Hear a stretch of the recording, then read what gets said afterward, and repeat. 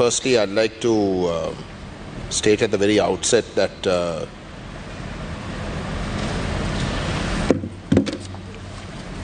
in principle we are in agreement with the Honourable Justice Minister in bringing these amendments, particularly the amendment to the Code of Criminal Procedure.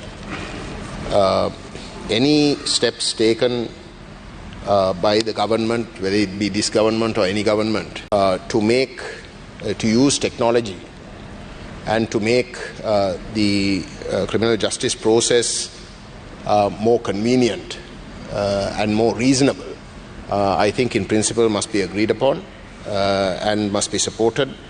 So in that basis, the fact that these amendments allow people abroad to give evidence, to have accused under certain circumstances, suspects being excused from being present. All of these steps, I think, will go a great deal in preventing delays in the process of criminal justice, and we concur with the government in taking those steps. I think there is much more to be done, but at least in an odd way, it's quite surprising that it's taken this long for some of these amendments to be brought. So in that sense, I'd like to congratulate the Honourable Minister. I do think that in processes such as this, there will be shortcomings even with these amendments. There might be gaps that need to be filled. But knowing the Minister for what he is, I'm pretty certain he will address those in the future. I wish to take this opportunity, Honourable Presiding Member, to bring up certain comments that have concerns with regards to the rule of law and with regards to justice, natural justice. These are concepts that I think any Ministry of Justice will be concerned about. And these comments that I wish to draw this House's attention is with regards to the Honourable Foreign Minister, the Right Honourable Vijitha Herath, who has, when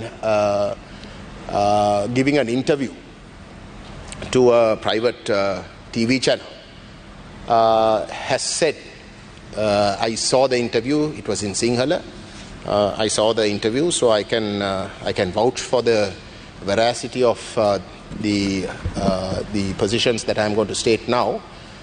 He has, in short, stated that legal action will be taken against those who claim that a genocide took place during the war, particularly the last stages of the war. And the basis for him to assert that position is because he feels that it goes counter to reconciliation and that it creates divisions. And on that basis, it cannot be allowed. Now, that has got to be one of the most ridiculous statements that any responsible minister, and that too a foreign minister, who is the ultimate minister who has to be answerable to the international community when it comes to going to the Human Rights Council and various other areas, to actually state. Because number one, Sri Lanka doesn't have the backbone. Sri Lanka doesn't have the backbone to ratify the Rome Statute. You don't even have the guts to recognize genocide as a crime in this country. You run away from that reality because you're too frightened. But just in case you ratify the Rome Statute, you can be hauled up to the ICC, so you don't want that. And in some way, without even ratifying the Rome Statute, if you make genocide a crime, maybe there will be a time when the judiciary and the prosecuting authority, if it is genuinely independent of the government, might at some point prosecute. So you don't have the guts. And without making genocide a crime in this country, to say that if anybody asserts that genocide has taken place is a crime, I think you can't get something more ridiculous than that. I think this attitude of the government, on the one hand says that they want to be different from the previous governments, saying that the previous governments were racist, that they did wrong before the elections. The NPP party didn't want to talk in terms of war heroes. They said that the term war heroes must not be used. That was before the elections, in order to get votes. But then thereafter, attending a function of the military and then stating things of this nature to the media, in our view, actually runs counter to the government's intention, or at least claimed intention, of wanting to be genuine about reconciliation. The fact remains, Honourable Presiding Member, that the Sri Lankan state, in its prosecution of the war, and even before, even in a non-war situation, because of the policies that have been pursued over the last 76 years, we believe that our identity was systematically being dismantled. That is the accusation. Today, for example, we had a meeting headed by the Prime Minister with regards to a very, very controversial gazette that came out on the 28th of March. And the government in principle agreed that the history in Sri Lanka has been quite problematic, and that the Tamil people have legitimate reasons to be very suspicious about various things that the governments do.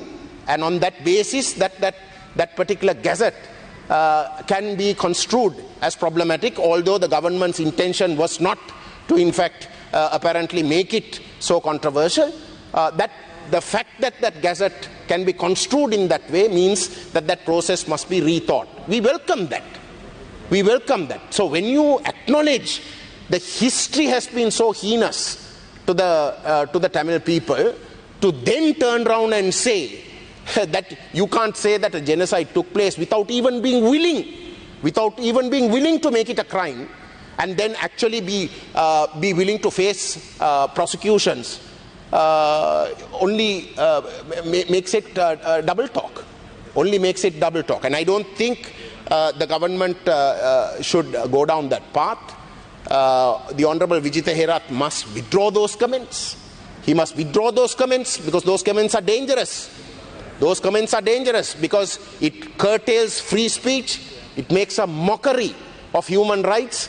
It gives sinister people the authority, the stamp of a minister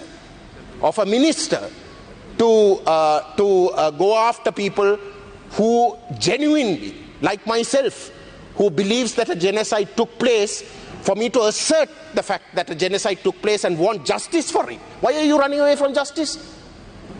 Why are you running away from justice? We are asking for justice. We want a criminal prosecutory process that is independent enough, and the only independent process that is possible is an international process. Why are you running away from that? Why are you not even being prepared to face it unless you are guilty as charged? And if the Honourable Foreign Minister's intention is in fact to defend the guilty, then what he is doing becomes very, very clear. And I don't think that is the path this government should take. He must withdraw those comments. He must make it very clear. He must make it very clear. විනාඩි දෙකයි කරු මන්ත්‍රීතුමා. කොච්චර? විනාඩි දෙකයි තව. මට විනාඩි 8ක් නේ ඉවරයි. 12ක් කියලා කිව්වේ. He must make it very clear. The second matter that I wish to bring out is with regards to Kurundur Mele.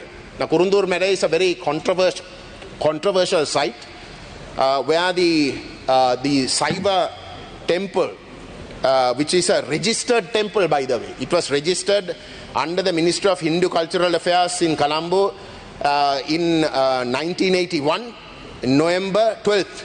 It was registered. It was registered by the government's own ministry, that it is a legitimate Hindu worship site. Has been desecrated, it has been destroyed, and a Buddhist temple has been built. That's one controversy. That is the first controversy. That still hasn't been resolved. This government hasn't even been willing to take that up.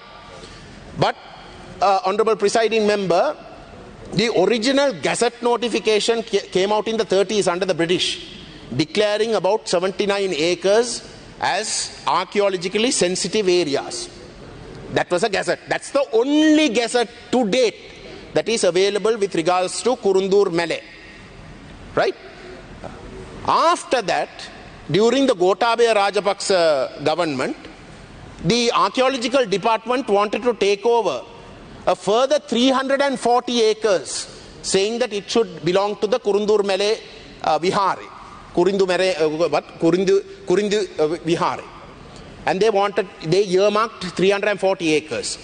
But then when President Ranil Wickremesinghe came to power, there was a meeting under which he refused to accept that. He said that no, that's all farmland. You can't just come and confiscate land like that.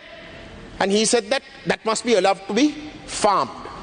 Now, despite that, Honorable Presiding Member, the Buddhist monk, I'm finishing, the Buddhist monk in charge of the Kurindu Vihare has caught hold of the police and the archaeological department and has started arresting people who are doing farming. In that area that President Wickremesinghe said should be given for farming, they are now arresting. Just 2 weeks ago, 3 people were arrested. One was a minor, so he was released. The other 2 remain under remand custody even today. Even today. There is no Gazette notification that is demarcating anything other than that 79 acres which was gazetted in the 30s with regards to Kurundur Mele. Right? But despite that, the archaeological department and the Buddhist monk, along with the police, are going around arresting people. Now, isn't this a rule of law problem? Under what basis are you arresting them? So, kindly, the government must intervene and must stop this. This must be stopped. A government's decision was taken over 2 years ago that those areas must be allowed to be farmed. And despite that decision and that decision not being reversed, for the police to be going around arresting people like this and for the archaeological department to be working in an ad hoc way like this is just completely unacceptable. And I ask that the government intervene and ensure that those people are released forthwith. Thank you.